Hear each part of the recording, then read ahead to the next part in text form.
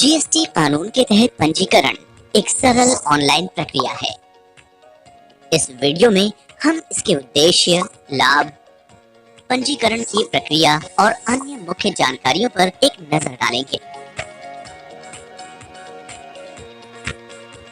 GST पंजीकरण pan पर आधारित है। जीएसटी कानून के तहत पंजीकरण करने पर माल या सेवाओं अथवा दोनों के आपूर्तिकर्ता को एक 15 अंकों की यूनिक पंजीकरण संख्या आवंटित की जाती है। पंजीकरण व्यापार को कर लगाने और संग्रहण का अधिकार देता है। इनवर्ट सप्लाईज के लिए इनपुट टैक्स क्रेडिट को क्लेम करने और आपूर्ति पर कर का भुगतान करने में सक्षम बनाता है। कर योग्य माल अथवा सेवाएं प्रदान करने वाले प्रत्येक आपूर्तिकर्ता को जीएसटी के तहत पंजीकरण करना आवश्यक है। इससे जिन्हें छूट प्राप्त है वो हैं माल के लिए 40 लाख रुपए से कम कुल टर्नओवर वाले छोटे व्यापार या व्यापारी, या सेवाओं के लिए 20 लाख रुपए से कम कुल टर्नओवर वाले। हालांकि कुछ राज्यों में पंजीकृत आपूर्तिकर्ताओं के लिए यह छूट सीमा अलग है। न्यूनतम छूट सीमा से कम टर्नओवर वाला कोई भी व्यापार स्वेच्छा से भी जीएसटी के तहत पंजीकरण करा सकता है। कुछ खास तरह के आपूर्तिकर्ता जिनका टर्नओवर चाहे जितना भी हो, जिन्हें पंजीकरण कराना अनिवार्य है, वो इस प्रकार हैं। वह व्यक्ति जो माल की अंतर्राज्यीय आपूर्ति करता है, भले ही कुल टर्नओवर न्यूनतम सीमा से कम हो। ऐसी आपूर्तियों के प्राप्तकर्ता जिन पर कर रिवर्स चार्ज के आधार पर देय हो।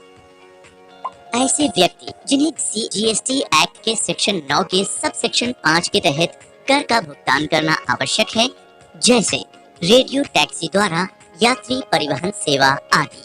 कुछ मामलों में अकोमोडेशन सेवाएं, हाउसकीपिंग सेवाएं, रेस्तरां सेवा आदि। अन्य करदाताओं की ओर से आपूर्ति करने वाले एजेंट्स, ई कॉमर्स ऑपरेटर्स जिन्हें टीसीएस वसूलना होता है। सेवाओं के आपूर्तिकर्ताओं के अलावा ई कॉमर्स ऑपरेटर्स के माध्यम से आपूर्ति करने वाले ऐसे व्यक्ति जिन्हें टीसीएस एकत्र करना होता है। व्यक्ति जो टीडीएस काटते हैं। इनपुट सर्विस डिस्ट्रीब्यूटर्स, OIDAR सेवा प्रदान करने वाले। कैजुअल टैक्सेबल पर्सन जो यदा कदा कर योग्य माल या सेवाओं में ऐसे राज्य में व्यापार के निश्चित स्थान के बिना सौदा करता है जहां से आपूर्ति की जाती है। नॉन रेजिडेंट टैक्सेबल व्यक्ति जिनका भारत में व्यापार या निवास का निश्चित स्थान नहीं है। ऐसे करदाताओं को 90 दिनों की वैधता के साथ पंजीकरण प्रदान किया जाता है, जिसे एक बार 90 दिनों तक की अवधि के लिए आगे बढ़ाया जा सकता है। यदि व्यापार आपूर्ति एक से ज्यादा राज्यों से की जाती है तो करदाता को हर राज्य में अलग अलग जीएसटी पंजीकरण लेना होगा। उदाहरण के लिए, यदि कोई चिकित्सा उपकरण आपूर्तिकर्ता यूपी और कर्नाटक से माल की आपूर्ति करता है तो ऐसे आपूर्तिकर्ता को दोनों राज्यों के लिए अलग अलग जीएसटी पंजीकरण लेना आवश्यक है। हालांकि अगर आपूर्तिकर्ता के एक राज्य में एक से अधिक स्थानों पर व्यापार है तो वह ऐसे प्रत्येक व्यापार के स्थान के लिए अलग अलग पंजीकरण के लिए आवेदन कर सकता है, या व्यापार के प्रमुख स्थान के जीएसटी पंजीकरण में ऐसे सभी अतिरिक्त व्यापार स्थानों को जोड़ सकता है जो एक ही राज्य में स्थित हैं।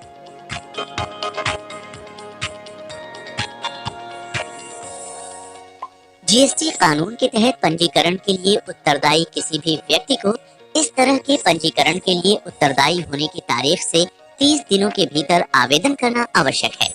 जीएसटी पंजीकरण के लिए आवश्यक दस्तावेज इस प्रकार हैं। आवेदक का पैन कार्ड, आधार कार्ड, व्यापार पंजीकरण का प्रमाण या निगमन प्रमाण पत्र, फोटो सहित प्रमोटर्स या डायरेक्टर्स या प्रोप्राइटर्स या पार्टनर्स आदि की पहचान और पते का प्रमाण, व्यापार के स्थान का प्रमाण पत्र, बैंक खाता विवरण या रद्द किया गया चेक, डिजिटल हस्ताक्षर, कंपनी और LLP के लिए अनिवार्य या ई हस्ताक्षर, लेटर ऑफ ऑथराइजेशन या ऑथराइज्ड सिग्नेटरी के लिए बोर्ड रेजोल्यूशन।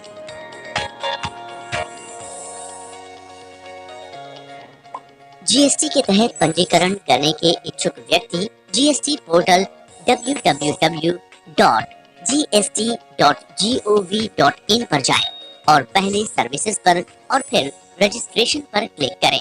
और न्यू रजिस्ट्रेशन को चुनें। पार्ट ए फॉर्म में सभी जरूरी जानकारी भरने के बाद प्रोसीड पर क्लिक करें। यहाँ जीएसटी पोर्टल पूरे भारत में एक पैन से जुड़े सभी GSTINs, provisional IDs, UINs, GSTP ID को दर्शाता है। विभिन्न रंग के कोड ARN की अलग अलग स्थितियों को दर्शाते हैं। आप डाउनलोड बटन पर क्लिक करके स्थिति विवरण को डाउनलोड कर सकते हैं। प्रोसीड पर क्लिक करने के बाद आपको वन टाइम पासवर्ड यानी OTP द्वारा मोबाइल और ईमेल वेरिफिकेशन हेतु एक पेज दिखाई देता है और फिर एक 15 अंकों का टेम्परेरी रेफरेंस नंबर या TRN जनरेट होता है। आपका TRN आपको SMS और ईमेल के माध्यम से भेजा जाता है जो 15 दिनों के लिए वैध रहता है। इस TRN के आधार पर अब आप पंजीकरण प्रक्रिया का पार्ट बी फाइल कर सकते हैं। पार्ट बी में आपको बिजनेस, प्रमोटर या partners, authorised signatory, authorised representative, principal place of business, additional place of business, goods and services, state specific information और आधार ऑथेंटिकेशन विवरण दर्ज करने हैं और इससे संबंधित दस्तावेज अपलोड करने हैं। फिर डिजिटल हस्ताक्षर या ई हस्ताक्षर का उपयोग करके इसे सत्यापित करना है। इस प्रक्रिया के पूरा होने पर एक एप्लीकेशन रेफरेंस नंबर या ARN पंजीकृत मोबाइल नंबर पर भेजा जाता है। ARN का उपयोग करके GST पोर्टल पर पंजीकरण आवेदन की स्थिति के बारे में जाना जा सकता है।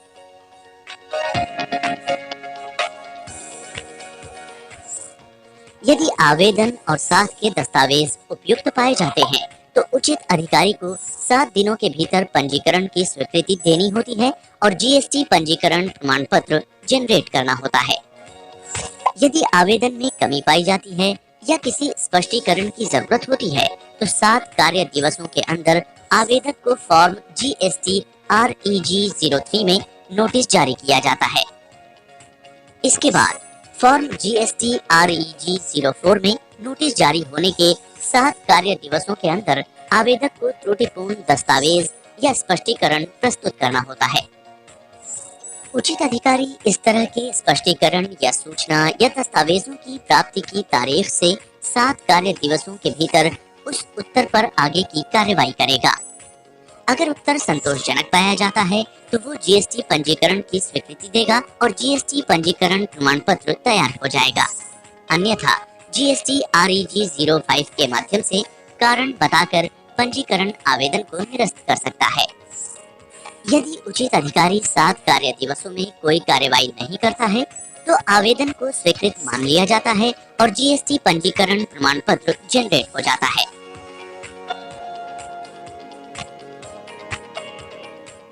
आइए उस प्रक्रिया को समझते हैं जब कोई आवेदक आधार के ऑथेंटिकेशन में विफल होता है। यदि आवेदक और साथ के दस्तावेज क्रम में पाए जाते हैं तो उचित अधिकारी आवेदन को अनिवार्य साइट विजिट के लिए चिन्हित करता है।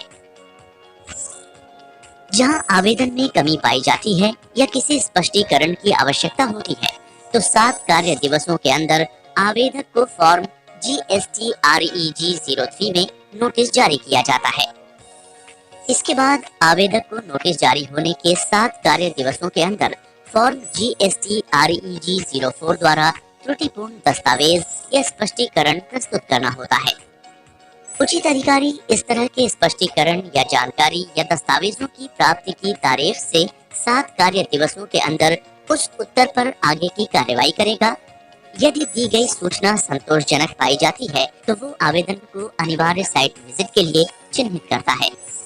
अन्यथा पंजीकरण आवेदन को जमा करने की तारीख से 30 दिनों के भीतर कारण बताकर GST REG 05 के माध्यम से नामंजूर कर सकता है। व्यापार के प्रमुख स्थान का फिजिकल वेरिफिकेशन आवेदक की उपस्थिति में किया जाता है, जिसका विवरण वेरिफिकेशन की तारीख के बाद 15 कार्य दिवसों के अंदर फॉर्म GST REG 30 के माध्यम से सामान्य पोर्टल पर अपलोड किया जाता है। वेरिफिकेशन रिपोर्ट प्राप्त होने पर उचित अधिकारी पंजीकरण को मंजूरी देता है और GST पंजीकरण प्रमाण पत्र तैयार हो जाता है।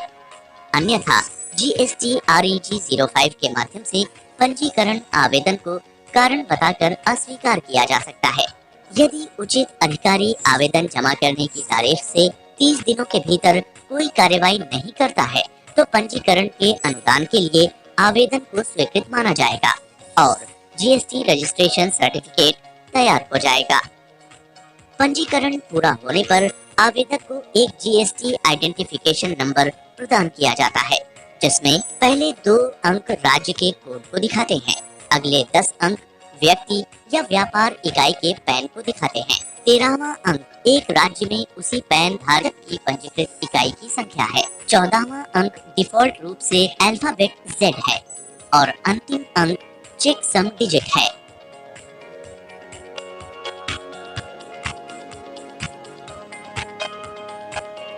आवेदकों को उनके GST पंजीकरण में संशोधन की सुविधा भी दी जाती है, जिसमें आवेदक मोबाइल नंबर तथा अधिकृत हस्ताक्षरकर्ता की ईमेल आईडी जैसी जानकारी को बिना कर प्राधिकरण के अनुमोदन के अपडेट कर सकते हैं।